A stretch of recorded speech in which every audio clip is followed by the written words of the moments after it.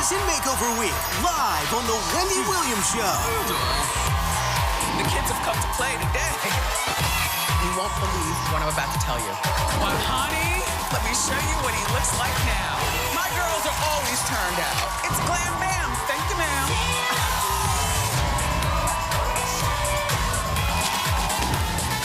Now, here's Wendy.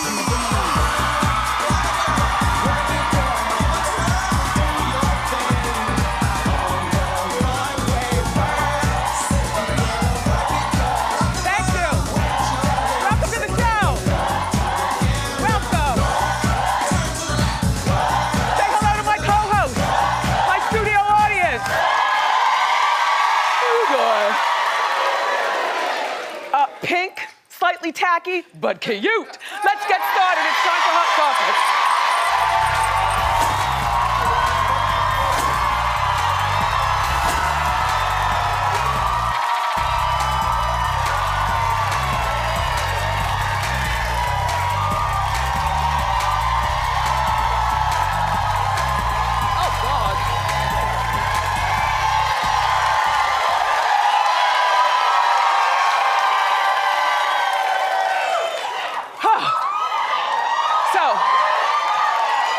Antoine's gonna kill me. He said, keep it on your back the whole show, and already I'm swooshing. Sorry, Antoine. Magnificent Makeover Week continues here on Wendy. All week long, I've been doing new head-to-toe looks, just thinking outside of the box. This is the longest wig I've ever worn. I'm not sure that I'll do anything with it after the show, except for maybe put a couple of highlights in it, but maybe I'll keep it like this. Anyway, we have another fabulous makeover. Before the show ends, we're gonna show you Melissa Garcia has ambushed 3 audience members outside of the studio in line. And they all have events tonight. So when they walk out of our studio, they will go right to their events this evening, which is terrific. So right now, Melissa's upstairs, transforming looks from day to night. How y'all doing? I can't wait for the results. Okay, did you watch Real Housewives of New York last night? Well, Bethenny is battling Sonja. It's the battle of the bottles. Bethenny's pissed because Sonja created a liquor line similar to her Skinny Girl. It's called Tipsy Girl. Okay, they had a confrontation. Take a look, and then I'll weigh in. The situation is the following. You've asked me before for business advice, and I told you, I'm actually just personally hurt. I don't care. You can't affect my business at all. It doesn't matter. I'm gonna finish talking. And then you can say whatever you want to say. But I put my neck out for you, brought you into my world, into my brand summit. I'm completely insulted, and I don't want anything to do with you. Don't blame her. But here's my thought. Bethenny, you're not the first woman or person to have some competition. That's what the entire world is built on. You know what I mean? And Sonja, it is kind of dirty for you to do that, but I realize that you have to pay your bills, you know, with the financial troubles and stuff, and you're always trying something new, so maybe this Tipsy Girl thing will work for you. Bethenny, you were stupid or less than smart, for bringing her to a brand summit. You know, you don't give anybody all of your secrets. A brand summit, I would imagine, is where the brand is summiting. and I'm sure Sonja was probably sitting there the whole time taking notes, you know, trying to figure out how to get her own thing going. That would be like me inviting you, who wants a talk show, into my meetings. Like, really? And also, Sonja, if this does work out, good for you. Bethenny, you already have your empire. Competition is a normal thing. You know what I mean? It's normal. Even amongst friends, it's normal, unfortunately, you know? Bethenny, it makes you look insecure and petty, doing this on camera. Now, if you want to call her and curse her out behind the scenes, you know, that'd be one thing. And as far as never wanting to be around her again, don't blame you. You're licking your wounds. But how do you know Sonja's thing is going to take off? None of her other things have. You know? Just saying. On a side note, Bethenny looks a lot different, and people have been wondering why. Well, she says that she Botoxed her jaw to soften it. That's good, right? I didn't know you could do that. She said she grinds her teeth. I like a strong jaw, though. I like this jaw better than this jaw. It's like Ice-T's wife Coco's got that strong jaw. I like that. You always want what you can't have, though. You know, a nice strong jaw, it's good. Anyway, Housewives, we're done with you.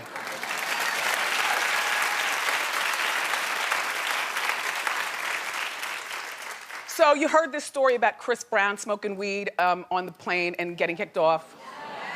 Okay, well, he and his cronies were on a private plane going to Cannes, you know, Cannes, whatever. And they hotboxed the private plane. That's when, you know, you fill it up with smoke. you know, a small space, and you just puff, puff, puff, to the point where you can't see nothing. So the captain's like, please put it out, please put it out, please stop. I guess he's catching a contact, I have no idea. So Chris put a video up saying that he wasn't doing drugs. Now, it's not what he's saying that you have to pay attention to only. Pay attention to how he has like a weird tick, almost scary. Take a look. Marijuana smoke on the plane? I think we kind of learned our lesson. I don't think we really need drugs on the plane. But you probably should check with the pilot, because he definitely kept asking my homies for an 8-ball, and we definitely don't sell drugs. So, I'm gonna be rich, stay rich, and happy.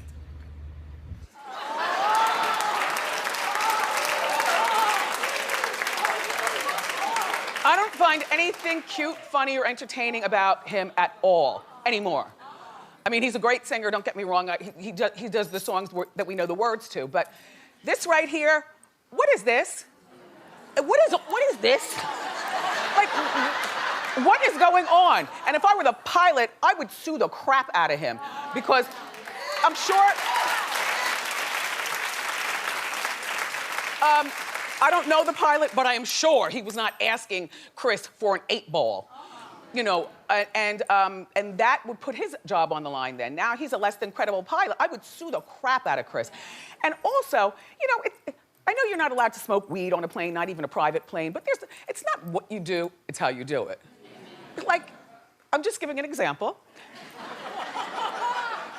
When you're on a private plane and you would like to indulge, simply what you do is you go to the back to the bathroom, right? And then college style, you wet a towel, line the door.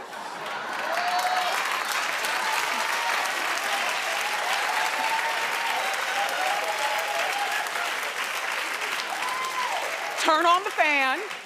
Don't forget to bring your perfume in and a little Febreze. You know, check for lipstick on your teeth and then exit the bathroom. That's all.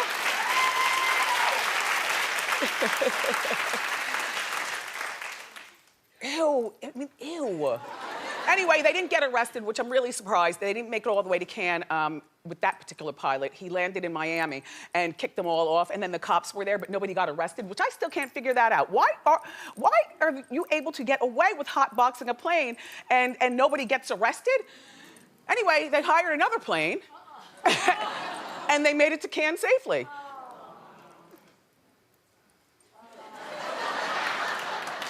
Let's move along.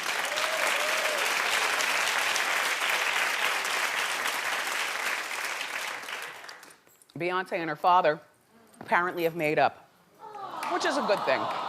You know, they took a picture together after the concert that she did in Houston.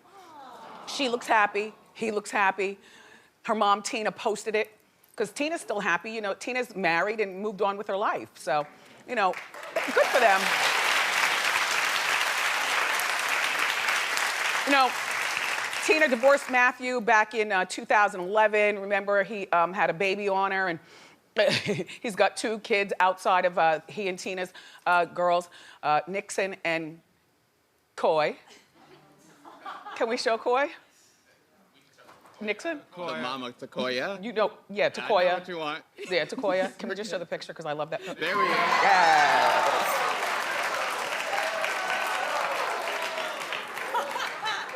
Anyway, back in 2011, they got divorced, Tina and Matthew, and then Beyonce ended up dumping him as her manager, and that's where everything just kind of spiraled out of control. But in life, you know, you only have one father. If you're fortunate enough your father's alive, or you know who your father is, or he didn't run out when your mother said that you were pregnant, or she was pregnant, then I think that she's doing the right thing. What I would do, though, is I would not have him be part of my business life. That, you know what I mean? I just want him to be daddy.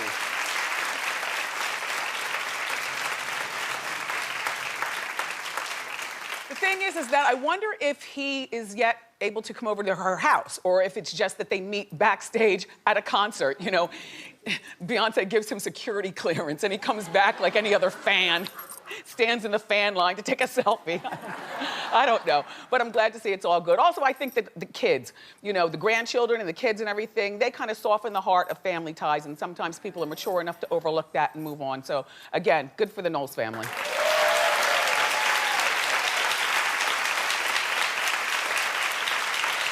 Okay, it's time for a regretagram. Hit it.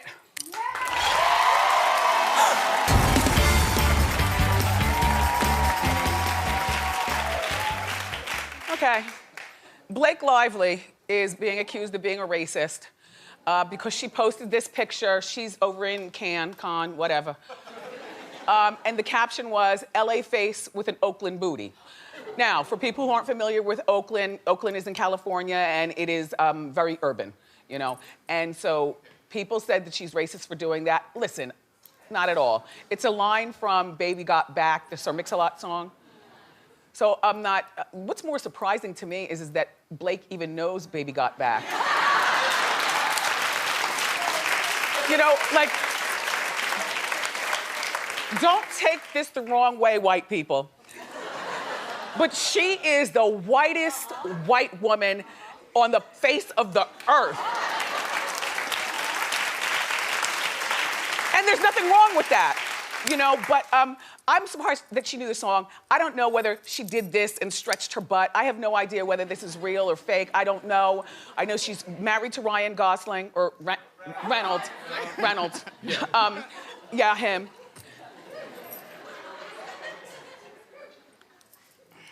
Anyway, she's married to him, and people, I think, are way too sensitive these days. I just can't. Clap if you find it offensive what she posted. Clap. You're lying. Somebody here's lying. Norman's clapping. Clapping. I don't believe that nobody here claps, because I always use you guys as a barometer for what's going on out in the world. And so who are these people who are mad? I'm hearing that the Twitterverse is going crazy on her. Well, somebody's lying. Anyway, Blake, you know what? Just watch what you say. You know people are sensitive out there. That's why I'm glad I don't even go. I don't know how to do it. I'm not doing it. It's bad enough that I have to sit here on live TV in this purple chair and watch every damn word I say, because somebody's gonna get sensitive.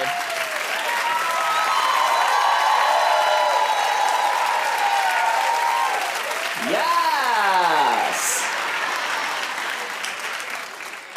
This damn show. Naomi Judd, what is your problem? You are old, crotchety, and it seems like you were very out of touch. And I hope you're not a racist. Well, she's 70 years old, and she's filming a cooking competition show, and she's not happy about it. Now, mind you, she's already signed on to the paperwork. They're doing 8 episodes, and then she found out who her co-stars would be. Ray J, Brandi Glanville, and Andrew Dice Clay. And she's talking trash about them and wants out of her contract. She called Brandi a tawdry housewife, Ray J a bad boy who made porn, and Andrew Dice Clay some sort of comedian. It wasn't as offensive, but I'm gonna tell you right now, the way this is shaping up, this show is going to be more entertaining than the Mariah Carey docuseries. Because, look, the show is called, let me explain to you. The show is called My Kitchen Rules. And it's celebrities who team up and throw dinner parties for one another. So let's say it's Ray J and Brandi on the team. And then what they do is they invite Andrew Dice Clay and Naomi over to eat. Now, You ever in a restaurant and you look at people all weird because nobody has talked at that table for 20 minutes? Like, that's me. Like, I'm a communicator and I like to have conversation. By the way, congratulations on your graduation. I see you with your cap and gown. Yeah, very nice. Very nice. Anyway, they're not gonna be talking at the dinner table. What are they gonna say to one another? I mean, these three will talk, but Naomi is the elephant in the room. It's gonna be awkward. So Ray J fired back at Naomi, accusing her of being a racist. Now, at first, because I just said people are way too sensitive, black people are too sensitive too, but take a look at what he said. I don't know, maybe I was tripping when she said that she didn't like grits because it was, I don't know, slave food, or that she would rather starve than eat grits. I don't know what was going on, but I felt uncomfortable. This smells like some racism. I don't like it. This show's gonna be good.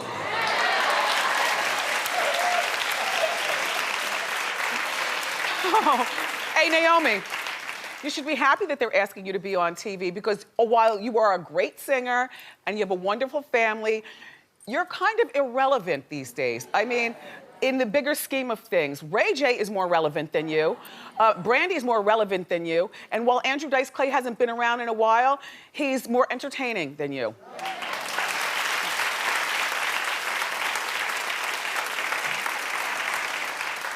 Do you know where everybody is the same, no matter how wealthy you are, or pretty you are, or broke you are? At the airport. When you have to take off those shoes and do this, we're all the same. Look, so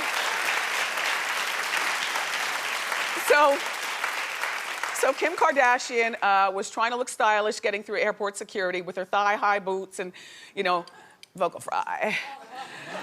But it's when she took her boots off that she's like everybody else. It's our hot shot of the day. Hit it.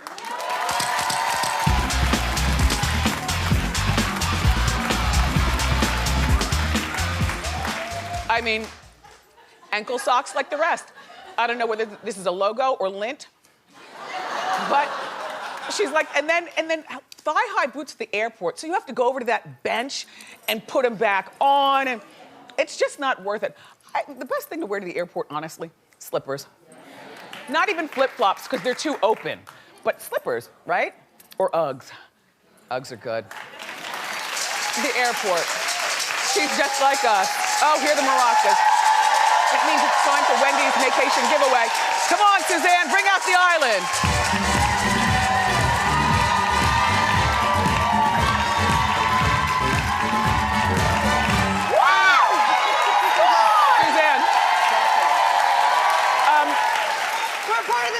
Soccer team. Okay. Yeah, go Mexico! Soccer. Yeah. Let's get today's contestant on the phone. I could never go away with you, as much as because you're way too active. Oh my God, fun. Yeah, playing soccer. No. Hello. Hello, Emily in North Carolina. How you doing? Yes. How you doing? Hi, Emily. Wendy's here, and so is Suzanne. It's you are our contestant for Wendy's vacation giveaway. So we're gonna spin the umbrella and find out what you're winning for. Okay? Okay. Go ahead. Here we go! Come on! Mexico! Where are we going? Where we go? Nice! Moon Palace, Cancun. Mr. Announcer, tell Emily all about it. You're playing for a 5-day, 4-night vacation at the all-inclusive Moon Palace Golf and Spa Resort in Cancun, Mexico. We'll fly you and a guest to Palace Resort's luxurious property, featuring beautiful beaches and an exciting nightlife. There you go, Emily. So now, listen closely because you're gonna have 15 seconds to answer and hopefully you'll be correct and on your way to Cancun. Okay. Okay, good. Christine was one of our single ladies from yesterday's magnificent makeover. How many years did she say it's been since her last serious relationship? And go! 20. No! 16! It's okay. Emily, thanks for watching. We're gonna send you a $250 gift card. All right, bye, Em. So make sure you watch our show every day and every nuance because we might be calling you.